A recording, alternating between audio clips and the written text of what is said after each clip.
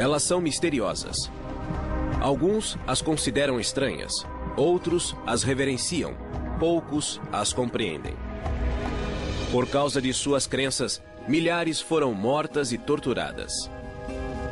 Elas são as bruxas. Muitas vezes eram queimadas em grupos. Desde a antiguidade, as bruxas são vistas como seres do mal. Vou pegar você, querida.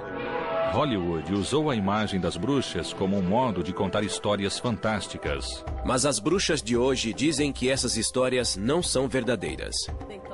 Pensam que sacrificamos gatos no quintal e que rezamos para o diabo. Os rituais misteriosos provocaram debates políticos. Bruxaria não é uma religião. Mas as bruxas dizem que sua religião está florescendo. A bruxaria é um ótimo estilo de vida. É um caminho espiritual maravilhoso. Elas podem ser encontradas em culturas por todo o mundo. São médicas, professoras e soldados. Mas a bruxa moderna raramente é aceita. Um homem passou na frente da casa, saiu de seu carro e ficou gritando que vamos morrer e iremos para o inferno. Silver Ravenwolf, de Harrisburg, Pensilvânia, é dona de casa, escritora e líder do clã da Floresta Negra, um coven, ou grupo de bruxas. O coven de Silver tem 800 membros em todo o país. Silver diz que a bruxaria está em sua família há séculos. Eu me orgulho muito da bruxaria. Ela deve ser respeitada, pois era praticada por meus antepassados. Água, terra, espírito eu sou. A bruxaria atual é um caminho espiritual com rituais ligados aos ciclos da vida e das estações. A magia é feita para trazer bem-estar. Essa prática tem profundas raízes históricas.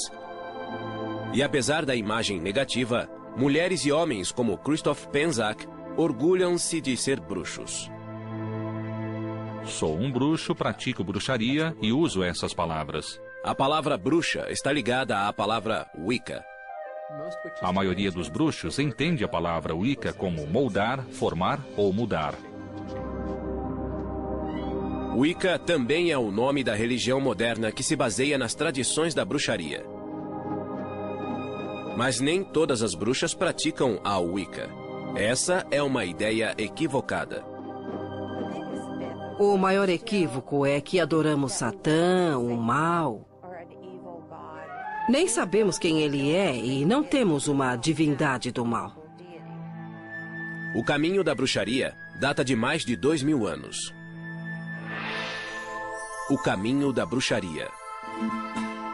Na época céltica, na Europa, as bruxas celebravam a terra e rezavam para as forças da natureza. Elas eram curadoras hábeis que usavam ervas e poções. Elas tinham um toque de cura, no sentido em que hoje entendemos essa expressão. Essas curadoras hábeis eram temidas e reverenciadas. Existe um paradoxo interessante em relação à cura. O poder de curar é também o poder de prejudicar as pessoas. No início do cristianismo e na Idade Média, a bruxaria continuou popular. E na Europa, as bruxas conviviam em paz com os cristãos. Se seu filho estivesse doente e alguém dissesse que o curaria espiritualmente, você não faria muitas perguntas. A igreja não perseguia ativamente as pessoas que faziam isso, mas recomendava aos cristãos que se mantivessem afastados da bruxaria. Então, o efeito sobre as bruxas eram mínimos.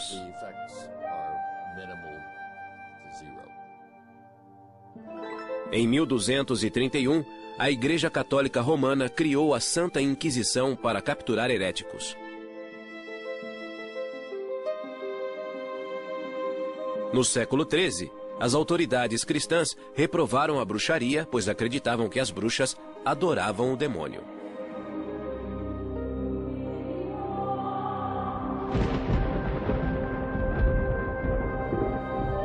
Em 1320, o Papa João XXII expandiu a Inquisição, que passou a perseguir as bruxas. É um grande salto passar da crença que os heréticos ligavam-se ao demônio para a afirmação de que a magia sobrenatural estava associada ao diabo e era tão perigosa quanto a heresia. Durante o século XIV, os caçadores de bruxas perseguiam as adoradoras do diabo.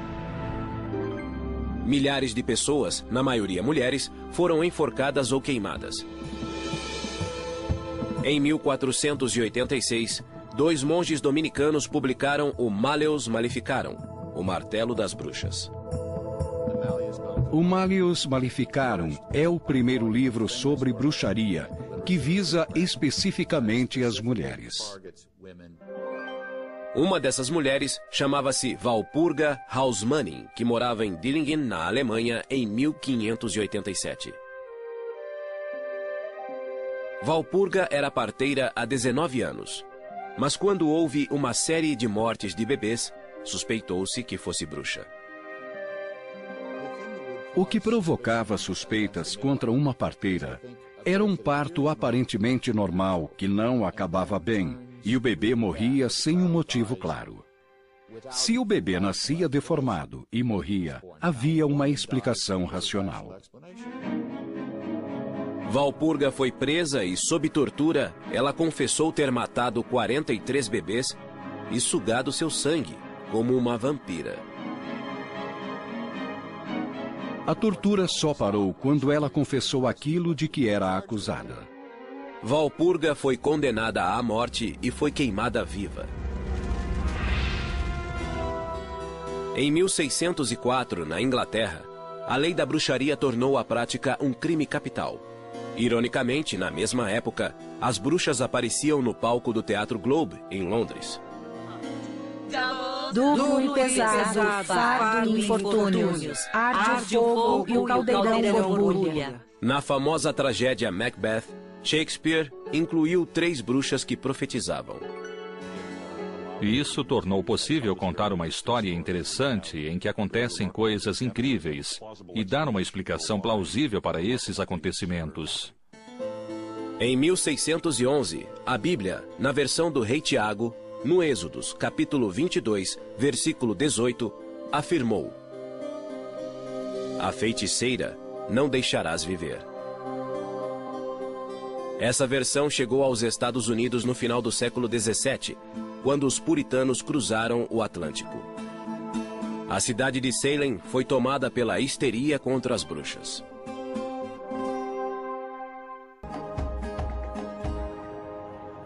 Hoje, Salem atrai milhares de visitantes na época do Halloween para o festival Acontecimentos Assombrosos.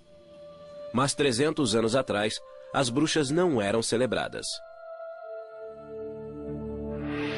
Pânico puritano. Além dos peregrinos, os puritanos vieram para a América em 1620, desiludidos com a Igreja da Inglaterra. Eles queriam uma igreja melhor, pois a Igreja da Inglaterra era meio católica e meio protestante. A palavra puritano significa que eles eram totalmente protestantes. Muitos puritanos foram para Salem, Massachusetts. Salem era dividida em 2 comunidades: Vila de Salem, perto da Bahia, e Aldeia de Salem, a alguns quilômetros da costa. A aldeia de Salem era uma comunidade mais agrária, enquanto a vila de Salem era um centro comercial. A paróquia da aldeia de Salem era guiada pelo reverendo Samuel Parris. Sua esposa, Elizabeth, era doentia, e eles moravam com 2 filhas, um filho e uma sobrinha. Foi em sua casa, no inverno de 1692, que a histeria das bruxas começou. Em 1692, aconteceu uma confluência de diversas perturbações sociais, econômicas e religiosas. Nessa época, a aldeia de Salem era uma comunidade arrasada, pronta para que algo ruim acontecesse. O reverendo Parris deixava a filha Betty, de 9 anos, e a sobrinha Abigail, de 11 anos, com Tituba, sua escrava. Ela era uma índia arawak caribenha negra, trazida de Barbados pelo reverendo Parris.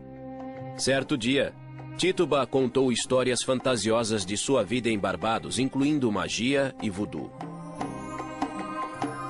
O segredo logo se espalhou para outras meninas na aldeia que se juntaram ao trio mágico. As meninas liam a sorte colocando clara de ovos em água, identificando uma forma e prevendo com quem se casariam. Isso era contrário à crença puritana. Um pouco depois, Betty e Abigail começaram a agir de modo estranho e a entrar em transe. O médico da aldeia não encontrou motivo físico e afirmou que era espiritual, um trabalho de bruxaria. Esse diagnóstico combinava com a crença puritana de que os espíritos vivem em uma realidade invisível. Logo, outras meninas na aldeia apresentaram os sintomas. Em vez de separá-las, eles as colocaram juntas, o que foi uma ideia ruim. É como uma reação em cadeia. Assim que uma tinha Para o reverendo sintoma, Parris, o demônio as outras chegara a Salem. imitavam. Ele pressionou Abigail e Betty, e elas acusaram Tituba. Em 29 de fevereiro de 1692, os juízes da vila de Salem acusaram Tituba de bruxaria. A princípio, ela negou, mas depois fez algo que trouxe terror à aldeia. Ela confessou. E isso mudou completamente a situação. Por que ela fez isso? Talvez o reverendo Parris tenha decidido espancá-la. Talvez ela tenha percebido que esse era o único modo de evitar a forca. Todos tinham pecados secretos.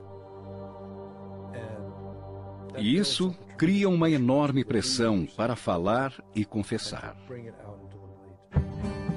Uma parte importante da confissão era acusar outros. Tituba acusou 2 mulheres da aldeia, Sarah Osborne e Sarah Good. A ideia de mais bruxas na aldeia criou histeria em massa e mais acusações. Alguns homens foram acusados, mas a maioria era de mulheres. Na visão patriarcal, as mulheres eram criaturas irracionais que tendiam a se ligar ao demônio. Bride Bishop, abra a porta! Muitas temiam a batida à porta. As acusadas eram tiradas de casa e levadas ao centro da aldeia para serem julgadas. Os juízes perguntavam: você assinou um pacto com o diabo? Isso significava rejeitar o cristianismo? Foi ao bosque para ser batizada? Os juízes deviam encontrar provas que identificassem uma bruxa. Usavam parteiras para examinar o corpo da mulher em busca da marca do demônio. A mulher era despida, e isso era humilhante para uma puritana. O interessante é que, às vezes, as parteiras encontravam as marcas. Outro teste usava água. Pensava-se que, por ser pura, a água rejeitaria uma bruxa. Se flutuasse, ela era culpada. Se afundasse, seria inocente. Até o verão de 1692, cerca de 200 pessoas, entre homens e mulheres, haviam sido acusados de bruxaria. Em 2 de junho, a primeira mulher foi levada a julgamento. Uma dona de taverna chamada Bridget Bishop. Sou tão inocente quanto um bebê. Muitas provas contra ela foram apresentadas no julgamento, mas hoje seriam risíveis. Houve depoimentos de homens que diziam que ela aparecia para eles à noite em sonhos. Os depoimentos com base em sonhos ou visões eram chamados de provas espectrais. Acreditava-se que o demônio podia assumir a forma de uma pessoa. E essa pessoa viria como uma visão ou alucinação e poderia lhe fazer mal. A teoria era que o demônio podia entrar no corpo de alguém. Bridget Bishop foi considerada culpada.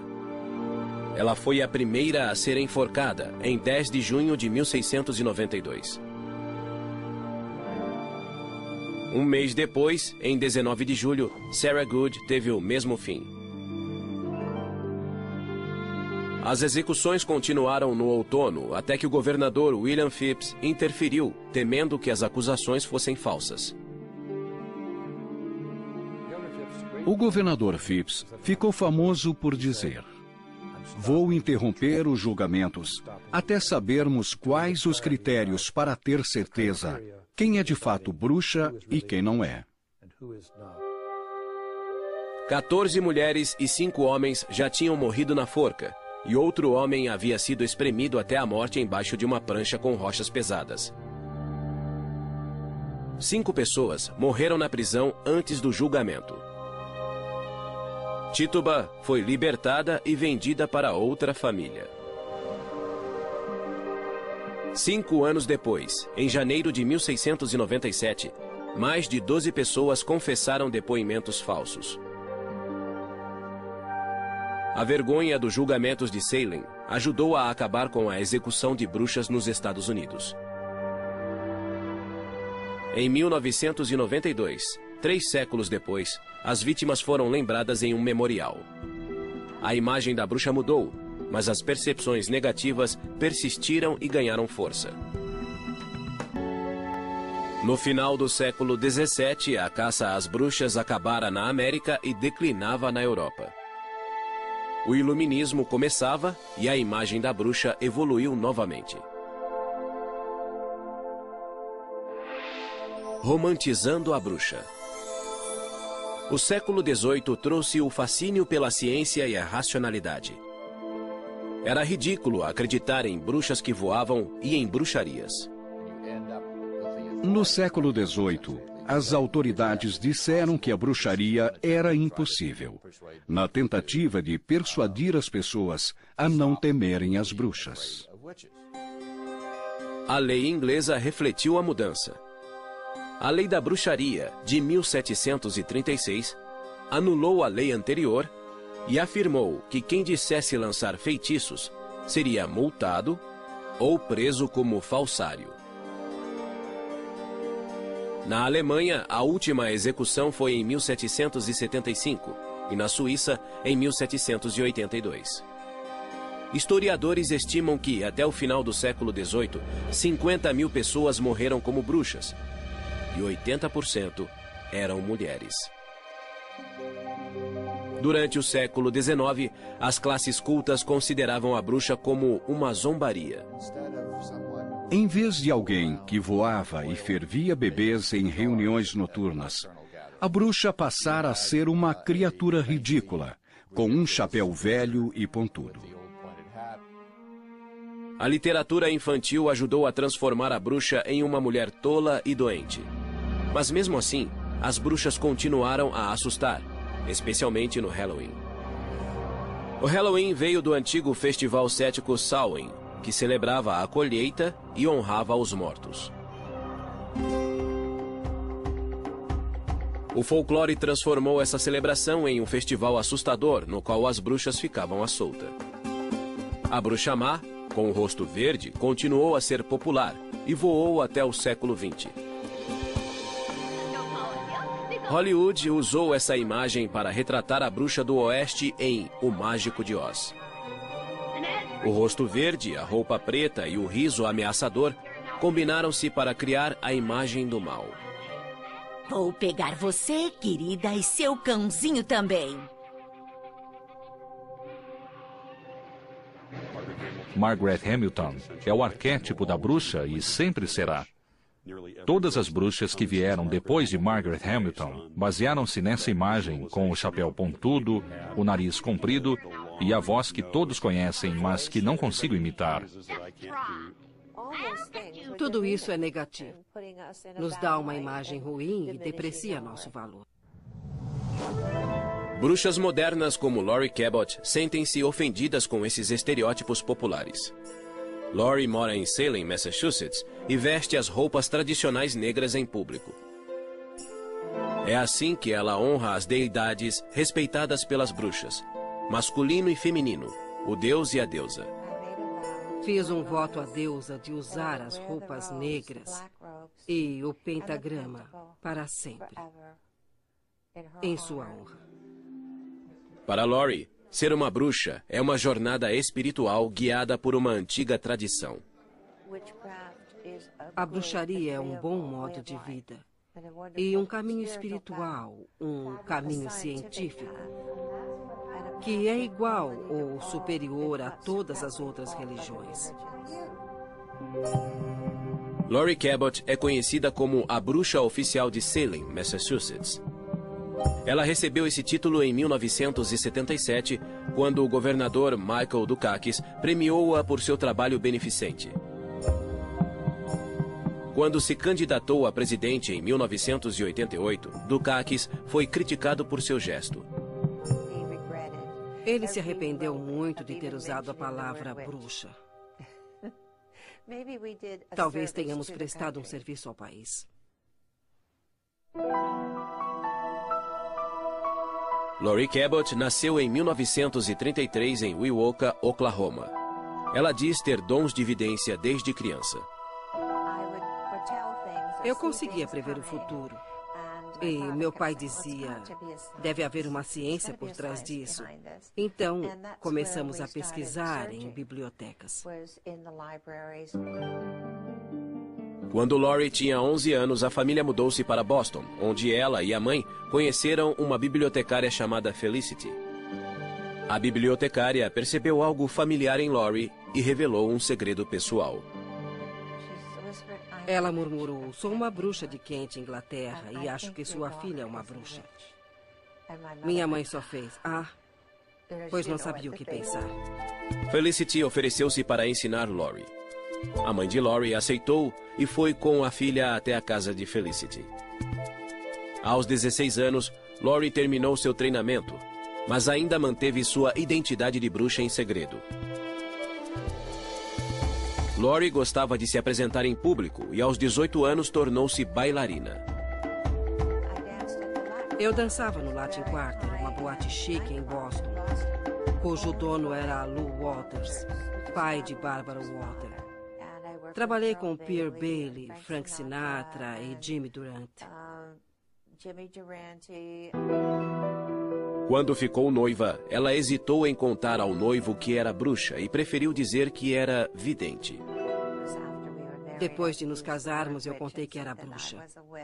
Mas nessa época estávamos bem um com o outro e ele estava à vontade com minhas habilidades. Em 1965, Laurie tinha 2 filhas, Jodie e Penny. Além de ser mãe e esposa, Laurie praticava bruxaria em casa. Eu praticava magia, meditando, curando, mantendo-me equilibrada, curando minhas filhas e ensinando-as. Em 1969, os Cabots mudaram-se para Salem, Massachusetts. Com o tempo, Laurie sentiu-se à vontade para viver abertamente como bruxa. Saí do armário das vassouras. Foi incrível. Nem todos aceitaram a ideia de uma bruxa morar em Salem. Alguns moradores de Salem não gostaram de ter uma bruxa por perto. Laurie descobriu isso fazendo compras com as filhas. Um homem parou meu carrinho e disse, como ousa vir a este lugar? Sabemos que é má. Você devia ser enforcada. As pessoas que estavam no mercado ficaram chocadas. Acho que isso as tornou mais tolerantes. Em 1971, Laurie Cabot ficou ainda mais visível, pois abriu a primeira loja de bruxaria do país. Achei que seria ótimo abrir uma loja para que as pessoas viessem aprender. Seria um modo de ganhar a vida, ficar em casa com as crianças, praticar bruxaria e educar as pessoas. A loja de Laurie vende ervas, especiarias e incensos usados ao praticar magia. Segundo Laurie, a magia é a arte de provocar mudanças de acordo com a própria vontade. Você pode se curar usando magia, que é a ciência de usar sua mente, ervas, cristais e poções. Algumas poções podem ser bebidas, mas a maioria das poções é usada como perfume. A energia dos olhos ativa o cérebro para reforçar o sistema imunológico. Essas poções funcionam há séculos. Laurie ensina a ciência da magia que exige conhecimento de ervas e de padrões cósmicos. Christopher Penczak estuda com Laurie desde 1993. Laurie Cabot foi essencial ao me mostrar o poder e o amor pessoal. Por meio das experiências de cura psíquica dela, eu pude sair das aulas sentindo-me conectado ao universo e capaz. Evoco a grande deusa que habita no céu acima de nós. Laurie também ensinou Christopher a fazer encantamentos.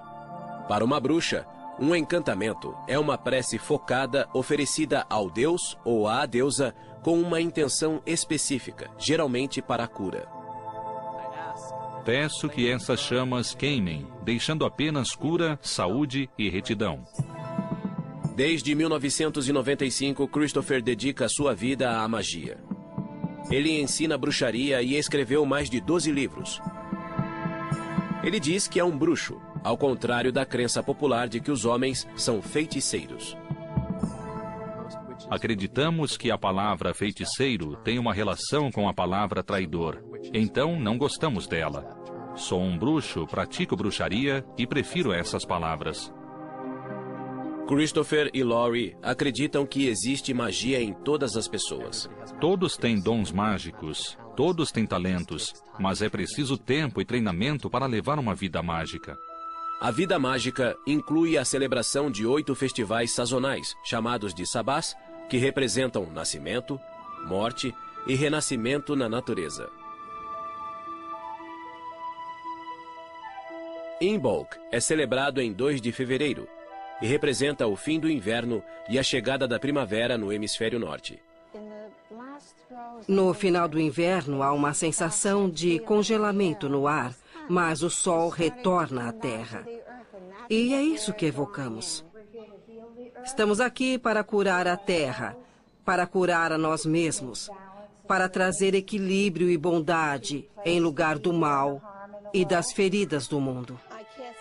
Faço este círculo para criar um espaço sagrado para nós nesta noite. Que assim seja. O círculo se fechou. Que assim seja.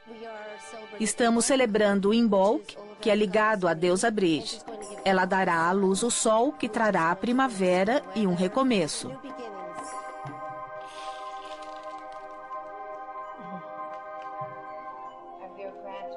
Recebemos os dons do fogo, espírito, amor e cura. Todas as artes mágicas. Usamos sementes de girassol. O que é melhor que o sol voltando à terra? Tomamos essas sementes e as levantamos sobre a cabeça. Esperamos que renovem a terra. Abençoamos as sementes e as levamos para casa, para plantá-las, para que comecem a crescer. Alegria se encontra, alegria se separa e se encontra de novo. Sim!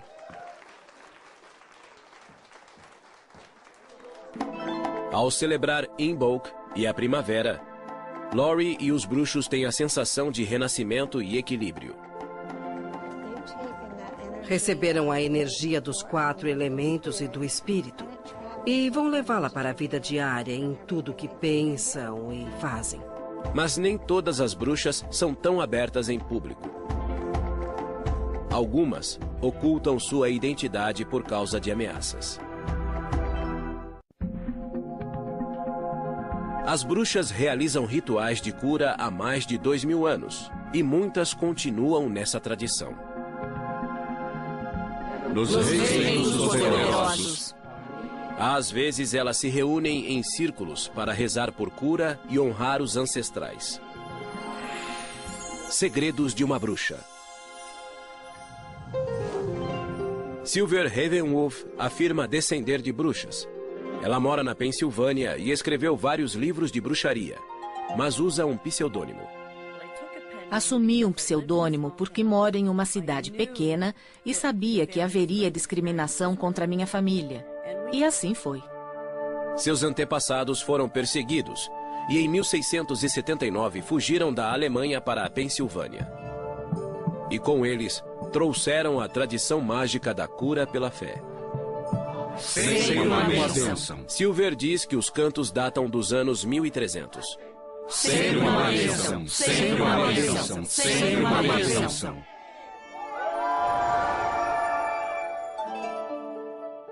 Silver nasceu em 1956 e cresceu ouvindo histórias sobre bruxaria. Mas a mãe de Silver era protestante e criou a filha em sua religião. Silver nunca se considerou cristã devota, mas acredita no poder da magia. Quando criança, ela fazia encantamentos com seu brinquedo favorito. Eu tinha um fantoche que usava para fazer pedidos que sempre aconteciam. Isso me assustou e parei de usá-lo. Silver foi influenciada pela famosa série de TV dos anos 60, A Feiticeira. Eu queria ser Samantha e mexer o nariz para limpar a casa. Elizabeth Montgomery era linda e não se parecia em nada com a imagem popular de uma bruxa com que estamos acostumados. Era uma história de alguém que tentava viver em um mundo onde era completamente diferente dos outros. Era assim que Silver se sentia. Aos 16 anos, ela viajou para a Espanha com sua classe de espanhol no ensino médio. Quando voltou, sua mãe morreu de leucemia. A morte da mãe foi uma tragédia que alterou a vida de Silver. O mundo não fazia sentido. A religião que aprendera não me ajudou. E então encontrei a Wicca. Wicca é uma religião ligada à natureza e aos 4 elementos naturais: terra, ar, fogo e água. Para os wiccanos, o sol simboliza seu deus e a lua simboliza sua deusa. A Wicca baseia-se em ritos pagãos europeus e chegou aos Estados Unidos nos anos 50. Gerald Gardner, um funcionário público inglês, popularizou-a com o livro Bruxaria Hoje. O livro foi publicado em 1954, 3 anos depois da anulação da lei que multava ou prendia quem evocava espíritos ou fazia encantamentos. Gardner pesquisou rituais pagãos que reconheciam um deus da terra e uma deusa-mãe. Era moda nos anos 60, pois era contra a cultura. Se o cristianismo medieval era a opressão da igreja cristã, a bruxaria era a resistência clandestina. Os wiccanos são um subgrupo das bruxas, mas nem todos se consideram bruxos. Tanto a Wicca quanto a bruxaria reconhecem a lei tríplice. Na Wicca dizemos que tudo que você fizer voltará para você 3 vezes. Não há perdão para os pecados. Você é responsável. Silver diz que a Wicca permitiu-lhe explorar a ciência da magia e fazer mudanças positivas. A Wicca permite incluir a ciência na sua vida, pois a magia não é nada mais que física quântica. Ela estudou física quântica para descobrir a relação entre energia e matéria. Eu era uma bruxa solitária e praticava sozinha, sem treinamento. Eu voava com autoconfiança mágica. Em 1980, Silver conheceu Irvin McCormick, apelidado de Mick. Os dois se apaixonaram e casaram, e Mick aprendeu Wicca com a esposa. Tiveram 4 filhos, e a princípio guardaram segredos sobre sua religião, mas os vizinhos descobriram. Pensam que sacrificamos gatos no quintal e que rezamos para o diabo. Silver decidiu praticar a religião abertamente para que vissem que não causava danos. Os wiccanos acreditam que a energia que existe em tudo pode ser dirigida pelos cantos e rituais. Água, terra, espírito, eu sou. Alegria! Ar, eu sou. Fogo, eu sou. Silver dedicou-se totalmente à bruxaria para escrever um livro para iniciantes. Em 1993, Voando em uma Vassoura de Prata foi publicado e teve sucesso. Silver é a líder do clã da Floresta Negra, um coven, ou grupo de bruxas da mesma tradição. Trabalhamos juntos. Há mais poder em um grupo quando se faz magia para uma pessoa. Guardiãos do Norte, elemento terra. Pedimos que as energias da Terra venham, nos ajudem e nos guiem no que estamos fazendo no ritual. Silver usa a magia de seus ancestrais para murmurar preces de cura. Funciona se murmurar cantos silenciosos que ninguém ouve. Você sabe o que diz, mas nem a pessoa com quem trabalha ouvirá. Rezo por minha mãe.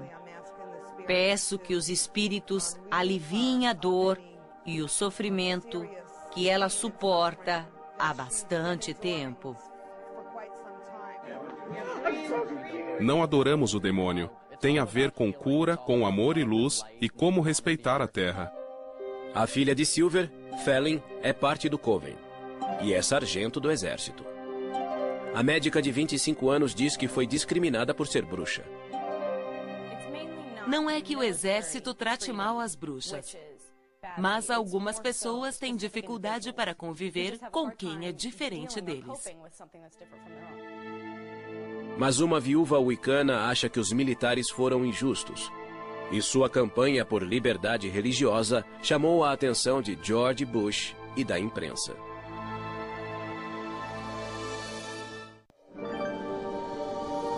O modo como as bruxas são percebidas e tratadas evoluiu muito. Já foram reverenciadas e perseguidas. E aos poucos estão sendo aceitas pela sociedade. Mas ainda existe discriminação, como a wicana Roberta Stewart descobriu. Em 1978, a Wicca foi reconhecida como uma religião legítima nas Forças Armadas. Mas em 1999, George Bush disse que não acreditava em bruxaria. Em uma entrevista à televisão, ele disse que se opunha a uma decisão militar de permitir rituais da Wicca em Fort Wood, no Texas. Respeito à liberdade de expressão, mas acho que bruxaria em propriedade do governo é ir longe demais, pois a bruxaria não é uma religião. Ele enfureceu os wiccanos como Roberta Stewart, cujo marido Patrick era wicano e militar. Fiquei chocada como profissional e esposa. Como ele pôde fazer isso a uma fé e aos soldados? Em 25 de setembro de 2005, Patrick Stewart estava em um voo de rotina sobre o Afeganistão. Na volta para a base, o helicóptero foi atingido por um míssil. E os 5 tripulantes morreram. Depois da morte do marido, Roberta foi informada que o departamento de veteranos não permitiria que o pentagrama, um símbolo da Wicca, fosse gravado na lápide. Fiquei chocada ao saber que nossa fé não era reconhecida e que eu não poderia gravar o pentagrama. Simplesmente comecei a chorar. Embora os militares reconhecessem a Wicca como uma religião legítima, o departamento de veteranos não aceitava que seu símbolo fosse gravado em lápides. Desde 1997, wiccanos discutiam com o departamento de veteranos. Eu não ia permitir que desonrassem meu marido e nosso amor. Então me preparei para a luta. Redenção. Em 2005, o Departamento de Veteranos permitia que 38 símbolos fossem gravados nas lápides. Mas havia discriminação, pois o pentagrama da Wicca não era um deles.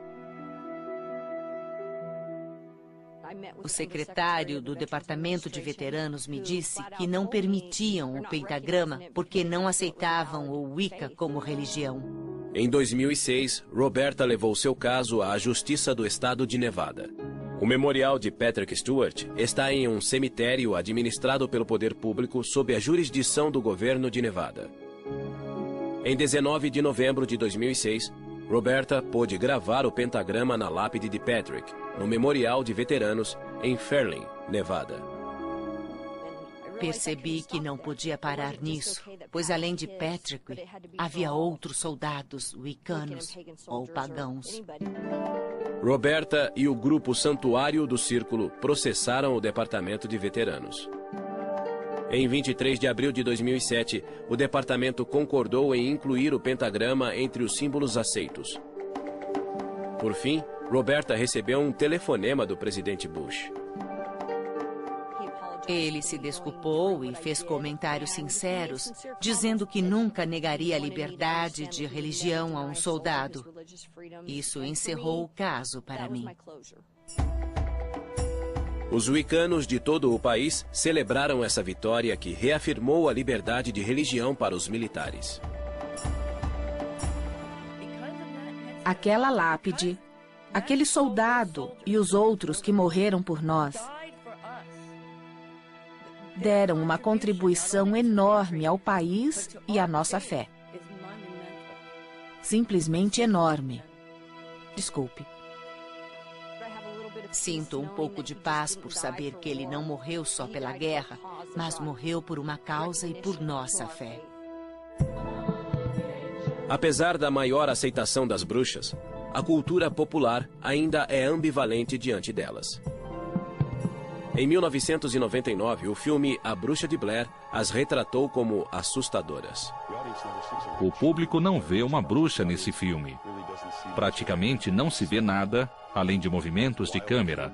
Mas o que funcionou nesse filme foi o medo do desconhecido. A série de TV Charmed evocava a imagem da mulher forte e independente que também era bruxa. Barry Spelling criou uma história interessante com bruxas boas, mas elas também eram muito atraentes. Muitas bruxas sentem-se incompreendidas e esse é o tema central do musical Wicked. Na verdade, nenhuma das bruxas é má. Uma delas está um pouco perdida, e Elphaba só quer amor e aceitação porque é verde em um mundo em que os outros não são. Embora a bruxa continue a ser verde nos mitos antigos e na cultura moderna, as bruxas reais dizem que não existem bruxas más. Não é preciso fazer o mal para que as coisas aconteçam ou sejam corrigidas. Podemos neutralizar o mal e nos proteger. Por que seríamos más? As bruxas de hoje trabalham para que a palavra bruxa soe positivamente. Ser uma bruxa me dá força e faz com que eu me sinta bem. Isso me traz tanta energia que sinto que posso fazer qualquer coisa.